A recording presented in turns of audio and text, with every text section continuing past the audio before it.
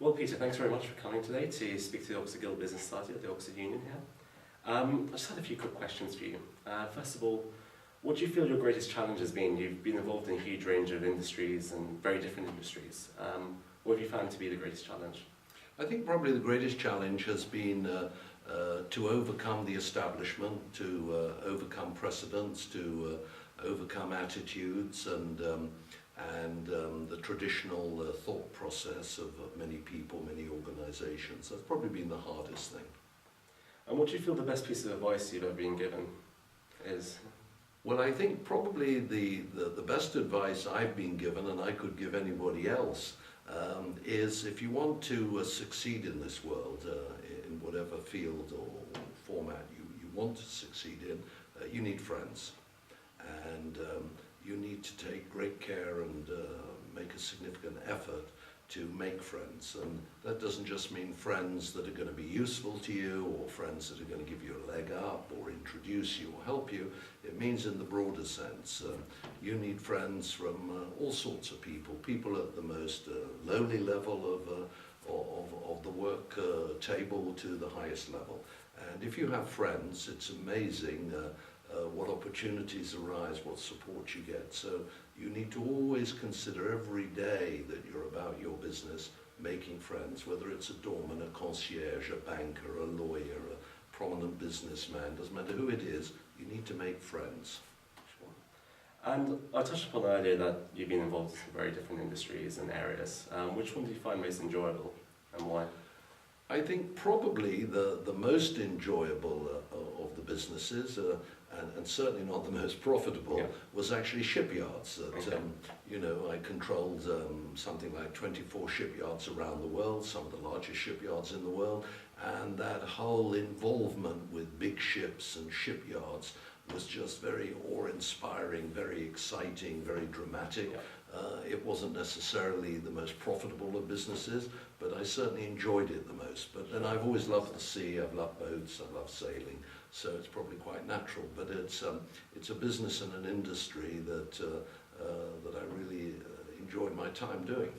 And what about the one you enjoy the least? Probably the casino business. I used to own Aspinalls on Curzon Street, the large casino there, and another very large one in Darwin, Australia, and one in Antigua in the Caribbean.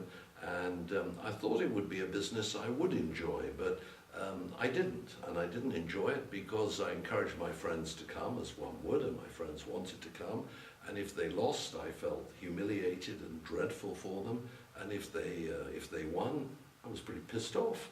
So it was a sort of no-win situation, and a pretty tough business. So I didn't stay in it more than about 3 years, and it's not a business I would readily go back into. Okay, sure, great. And if you could do it all again from scratch, what would be the main things you'd do differently? I don't somehow think I would do anything differently. I think what I've done hasn't necessarily always been the best or necessarily the right or the most appropriate thing. But in every instance, at the time, it's what I passionately believed in, and I did it with all my enthusiasm and vigor, and used whatever talents I have to try to do a good job at it. And I don't think, with the benefit of hindsight, I would really do anything different, I don't think. I think the only thing perhaps I would have liked to have done, which I haven't done, is I would have quite enjoyed going into politics. I gave it a tiny try. I ran for Parliament in a general election for the referendum party for Jimmy Goldsmith, which was an interesting experience, but I was sort of, in a no-win situation. But perhaps that's the only thing I haven't done that I would have quite enjoyed. Okay. And what are your plans for the future?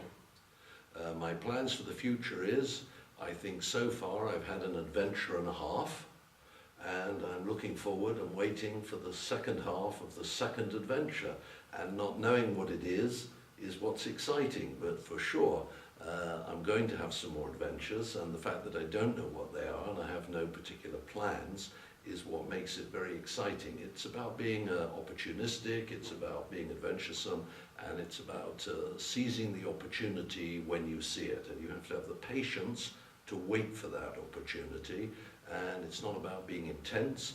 It's about being sensitive, and it's about being aware, and it's about being alert.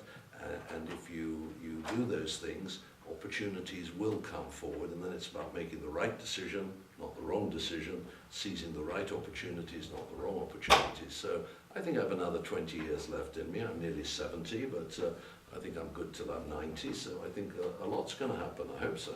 Great. Well, fantastic. Thanks very much, Peter. Pleasure. I'm Abbas Kazmi, and this was an interview with Peter de Savary. Thank you.